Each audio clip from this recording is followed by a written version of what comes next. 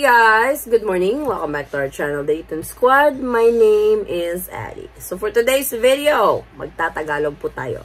Alam ko, naghihintay na po kayo ng update sa mga pagbabago ngayong buwan ng Agosto kung kayo ay uuwi ng Pilipinas.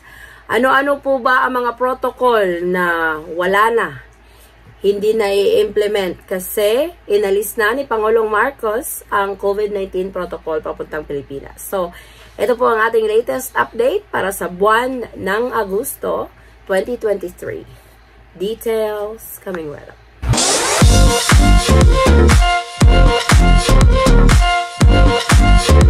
If you are a foreign national watching this update, we have an English version of this. I am going to post the link in the description box for your reference. So, alam naman nating lahat na inalis na ni Pangulong Marcos ang COVID-19 protocol sa Pilipinas. So, ano-ano nga ba ang mga pagbabago? Kung ikaw ay babiyahin ng Pilipinas bilang Filipino citizen, dual citizen, or kung ikaw ba ay isa sa mga kabayan nating OFW. So, kung ikaw ay isang Pinoy na uuwi ng Pilipinas, ano na lang ba ang iyong dadalhin kung ikaw ay magbabakasyon sa buwang ito? Unahin na natin yung pinaka-controversial. Kahit inalis na ni Pangulong Marcos ang COVID-19 protocol sa Pilipinas, unfortunately, hindi na isama ang e-travel. Kahit ang e-travel is na-create during the pandemic, pero hindi nila inalis ito. Kasi ito ang replacement ng mga paper-based form. Yung mga papel na fini-fill up nyo sa aeroplano, ito daw yung kapalit nito na magre-rehistro ka online within 3 days. So, may mga katanungan akong nare-receive na bakit daw 3 days kailangan magrehistro.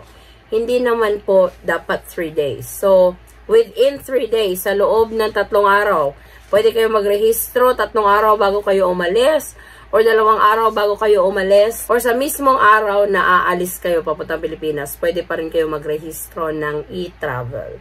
Pero may mga pagbabago naman sa e-travel. May mga inalis sila doon na related sa COVID-19, especially yung step number 4 or number 5, yung health declaration, inalis na nila yon. Mag-a-upload tayo ng bagong e-travel kung ano yung mga hindi na kailangang i-fill up.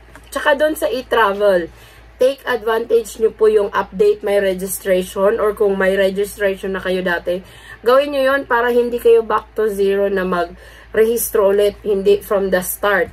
Kasi kapag ginamit nyo yung update my registration, or do you have an e-travel registration, you are going back to the Philippines again.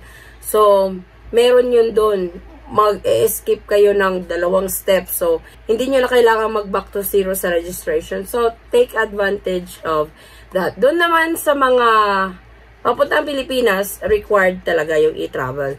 Yung mga palabas ng Pilipinas, ang kailangan lang magrehistro sa e-travel is yung may mga Philippine passport. So, kung ikaw ay dual citizen, pero wala kang Philippine passport, foreign passport lang, hindi mo na kailangang mag-register sa e-travel. Kasi nga, yung nire-require lang na mag-register sa e-travel is yung may mga Philippine passport. So, sana klaro tayo sa e-travel. At isa pa, pinaka-importante, ang e-travel is 100% free. Huwag po kayong basta-bastang mag-register sa ibang website na hindi etravel.gov.ph. Kasi ang dami nating kabayang na-charge ng $119, $79, $85 para lang sa QR code ng e-travel. Wala po dapat bayad yon. So, nasa description box natin yung totoong website ng e-travel para hindi po kayo maloko. So, mag-ingat-ingat po tayo sa pagrehistro sa e-travel kasi ginagamit yan ng mga scammer para magkapera sila. Yung pangalawang pagbabago is sa vaccination. So, hindi na dapat hinahanap yung vaccination card whether fully vaccinated ka ba, especially doon sa mga unvaccinated. Hindi na rin required ang negative antigen test or negative RT-PCR test. Kung noon, hinihingi nila yon sa mga unvaccinated na babiyahe patungong Pilipinas, hindi na ngayon. Whether ikaw ay fully vaccinated or unvaccinated, hindi na kayo dapat hahanapan ng vaccination card. Kasi inalis na yon.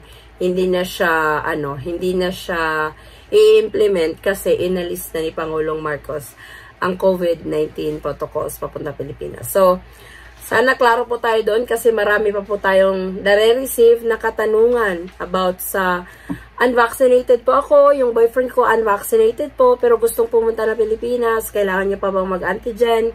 Pahirapan pong maghanap ng clinic kung saan po magpa-antigen. So, required pa rin pa. At gaya nga ng sabi ko, sa buwan na ito, hindi na po yan hinahanap. Hindi na po yan hahanapin ng mga airline staff kung kayo ay mag-check-in or magbo-board sa inyong flight papunta Pilipinas. Yung sa mask naman, may mga narinig ako na may mga airline na hindi na talaga nagre-require ng mask sa loob. Yung mga pasahero, hindi na kailangan magsuot ng mask. Pero may mga ilan-ilan pa rin na nagre-require ng mask. Patakaran po yun ng airline. So, kung sasabihin ng airline, kailangan pa rin mag-mask, wala tayong magagawa doon kahit nilift na yung magmamask at magmamask kayo. Pero kung hindi naman required, you don't need to wear your mask. So, i-check nyo na lang po ang rules ng airline na sasakyan nyo patungong Pilipinas para alam nyo ang latest. Yung booster, hindi rin required ang booster. So, makakauwi ka ng Pilipinas kahit wala kang booster. Yung mga hindi nga vaccinated, makakauwi na kahit wala silang antigen or wala silang RT-PCR test. So, open na po talaga ang Pilipinas para sa buwang ito sa mga uuwing Pinoy. So, yung valid passport nyo, kailangan up to date. Pero naman, kung ikaw ay Philippine passport holder, makakauwi kayo ng Pilipinas kahit less than 6 months na lang yung pasaporte nyo. Less than 6 months na lang yung natitira sa pasaporte nyo. Nasa law po yan. Hindi pwedeng i-deny ng Pilipinas ang sarili nilang mga citizen. Kung ikaw ay Philippine passport holder, kailangan ka nilang papasukin. Kahit 1 buwan na lang yung validity ng passport mo or 2 buwan. Basta Philippine passport siya, papapasukin. I-allow po yun.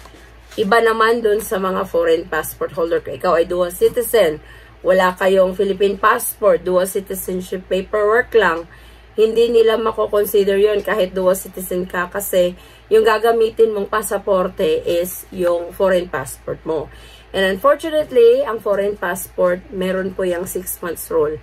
Ina-apply po yan. So, mag-ingat po tayo, lalo na dun sa mga kabayan nating nagpa-dual citizen pero hindi pa kumukuha ng Philippine passport. Meron pong karampatang patakaran ang isang holder ng foreign passport. So, alamin po natin yan bago mag-book ng ticket. Kung ikaw ay dual citizen at foreign passport holder ka, walang Philippine passport, i-check nyo na dapat meron kang 6 months or more na validity sa passport mo bago ka mag-book ng ticket.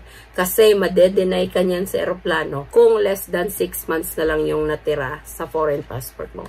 So, magkaiba po yun between Philippine passport holder at doon sa mga foreign passport holder. Yung sa ticket naman, kapag ikaw ay Filipino citizen, makakauwi ka ng Pilipinas kahit one way lang. Allowed po yun. Doon sa mga Filipino or Filipina na may asawang foreigner, kapag kayo ay magkasamang papasok ng Pilipinas, yung mga foreign husband ninyo, exempted din po yan sila sa return ticket. Pwede din silang mag one way. Dalhin nyo lang yung mga marriage certificate ninyo para din ma-avail ng mga foreign husband ninyo yung 1 year balikbayan visa. So, yun yung mga exempted sa return ticket. Gumawa tayo ng update niyan nung isang araw. Andun po yun sa Bureau of Immigration Facebook page na exempted ang mga asawa ng Filipino citizen, dual citizen, green card holder, pati nga yung mga former Filipino, exempted din yung mga asawa nila. Sa return ticket, pwede silang mag-book ng one-way ticket. Basta po, magkasama kayong papasok ng Pilipinas. Hindi pwede yung separate. Kasi kung separate, ikaw pwede. Pero yung foreign husband mo, magiging tourist siya kung mag-isa lang siyang papasok ng Pilipinas. 30 days lang yun. Kahit nadalhin niya yung marriage certificate, Kasi yung role is dapat magkasama kayo. Ganun din sa mga anak ng isang Pinoy na kung sasama sa Pilipinas at mga foreign passport holder, dalhin nyo lang yung mga birth certificate nila para din ma-avail nila yung 1-year balikbayan visa. So, napakadali nang umuwi ng Pilipinas. Parang back to normal na talaga. Na passport, ticket, ganun na lang. Yung mga usual document na hinihingi bago magka-pandemic noon. So, inopen na talaga ni Pangulong Marcos ang Pilipinas para sa lahat. Inalis na niya ang mga restriction para sa COVID-19. So, kahit inalis na yung restriction para sa COVID-19, patuloy pa rin tayong magbibigay ng update sakaling may mga pagbabago na naman sa pag-uwi natin sa Pilipinas. So, asahan niyo po, ang Dayton Squad ay patuloy pa rin na maghahatid sa inyo ng mga latest travel updates papuntang Pilipinas. At kung ikaw ay baguhan sa aking channel, welcome at sana mag-subscribe kayo. Libre po yun. At huwag niyo pong kalimutang i-click ang notification bell para ma-notify kayo kung may mga bago kaming upload. So sa mga uuwi ng Pilipinas ngayong buwan ng Agosto 2023, yun na lang po ang mga kakailanganin ninyo pauwi ng Pilipinas. Hindi na po komplikado kagaya noon. Wala nang i-upload, wala nang isasubmit. At doon naman sa mga kabayan natin, nakakauwi lang ng Pilipinas, maaari nyo bang ibahagi yung inyong karanasan? Kung maayos bang inyong pagdating sa Pilipinas? Nagka-problema ba kayo? O ano-ano po ba yung mga dokumentong hinahanap pa sa inyo? So, doon sa mga bagong dating, please, kung pwede nyo i-share. Maraming salamat po in advance sa inyong pagbabahagi ng inyong experience sa pag-uwi ng Pilipinas. So, ito po ang ating latest para sa buwan ng Agosto 2023. Maraming salamat po sa patuloy na suporta at tiwala sa aming channel. Maraming salamat po sa panunood. Sana magkita-kita tayo sa ating susunod na travel update. Kung kayo po ay may mga katanungan, i-comment nyo lang po sa video ito. And I will try my best na sagutin kayo or pwede kayo mag-message sa aming Facebook page. Same name pa rin, The Dayton Squad. At I will try my best pa rin po na sagutin kayong lahat. Pasensya na po kung medyo na-delay tayo sa ating pag-reply sa inyong mga inquiry. Madami pong message na nare-receive ako at iisa-isahin po natin yon. Please bear with me at sasagutin ko po yung inyong mga katanungan. So magkita-kita tayo sa ating susunod na update. Mag-ingat po tayong lahat at sana maging malumanay at hassle-free ang inyong pag-uwi sa Pilipinas ngayong buwan ng Agosto. Mag-ingat po kayo sa biyahe. Stay safe, stay healthy, and God bless everyone.